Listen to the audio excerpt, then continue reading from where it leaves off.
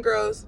So all of my service provider girls, my nail techs, my lash techs, my estes, my hairstylists, my braiders, anything that you do that requires you to put in any kind of physical labor, I have a word. This industry is not meant to be a longevity industry. Yes, you can do it forever, but you should not be behind a chair for longer than you need to be, if that makes sense. This should be a get in and get out industry. Now, I will say that if you love what you do and you want to stay in this industry longer, great, good for you. I've been in this industry for a long time. I truly love the art of cosmetology. I love what I do. However, you should not be at a point where you become a slave to your craft or a slave to your art, because that is where the love gets taken out of it. There's a lot of people that have infiltrated this industry and they are only in it for the money. They don't love what they do. They don't care about their clients. They could give a damn about the art. They want to make you look cute. They want to take your money. They want to send you along your way. The customer service is lacking. The hair care is lacking. And then all of us that do care, that do, put 110% into what we do, we are overshadowed and overlooked and grouped into this bunch of bad apples.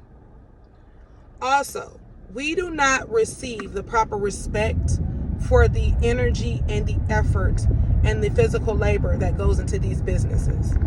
We are not getting the respect for the wear and tear on our hands, the curvatures in our back from leaning over things, the posture corrections that we have to go through because people cannot sit up properly, or they cannot extend their arm the way that they need to, or whatever the case is. We are making a lot more money in our industry than we ever have before. But just the same way as there are people that say, oh, these new age stylists, blah, blah, blah, blah, blah. Okay, well, clients are no better. Estheticians are expected to wax someone with poor intimate hygiene, right? There are lash techs that are sitting over people's faces and they don't know how to properly cleanse their faces or brush their mouths before an appointment.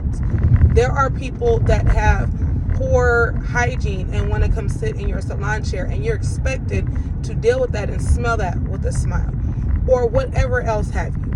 There are a lot of disrespectful people on both sides, and there are also a lot of entitled people on both sides, and there is a lack of consideration for both sides. So I come to you today just to encourage you and say, don't let anyone take the love out of what you do, but don't expect to be in this spot forever. Think about your plan B. If you love cosmetology, I've always said one of the things that I love the most about cosmetology is you are not stuck in one thing. You are not stuck in one industry. If you like hair, get into hair care products. Create you a hair care product company. Create a system. Get some employees. Get a warehouse. Stay consistent, and get yourself up there, with the Cantus and the Shea Moistures and whatever. Honestly, keep it a buck. The majority of successful hair care companies, beauty supplies, beauty companies, etc., they're not doing the heavy lifting. They're hiring people to do that for them. You ain't never seen nobody from Cantu go out and do hair demos. No, they hire people to do that. They hire influencers to do the hard work. They just produce the product. And truth be told, they don't even produce the product. They have a factory that does that for them. They just say yes and no and cut a check. Look at it like football. Football players are not in the industry long. You know why? Because there are too many injuries that can happen. There's too much stuff that can go on. And if you get injured and you're out, especially if before your contract is up, you can kiss the money that you were supposed to get goodbye. And if you don't have a plan B, now you're just a has-been. Okay, it works the same way for our industry. These people don't care if you got a brain tumor. They don't care if you broke your hand. I've seen people get in car accidents, whole shoulders be shattered, and they're trying to hurry up and get back to work. I've seen a young lady, I've been following her for years. Her son was murdered. Her 3-year-old son was murdered outside of her house. And do you know that people were in her inbox saying just the most evil of things because she delayed, there was a delay in them getting their deposits back? This lady lost her child. People do not care. I seen a girl get cussed out the other day. Her grandfather died. The young lady sent out text messages to all her clients and said, hey, my grandfather died this morning. I'm really distraught. I'm not going to be able to do your makeup today. I'm so sorry. Your deposit has been refunded. She was called every unprofessional name in the book. My children have been sick, and I've had to call off.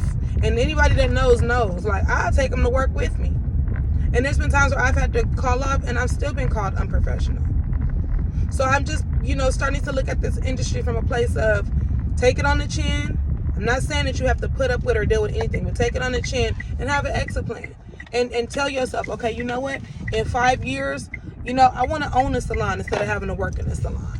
In this many years, I want to have a big product company instead of having to constantly kill my fingers or kill my back or kill my body or whatever. Utilize that retail. Get your retail to the place where your retail can start paying you so that you don't have to be busting your ass, to make the money, and so that's not your only source of income.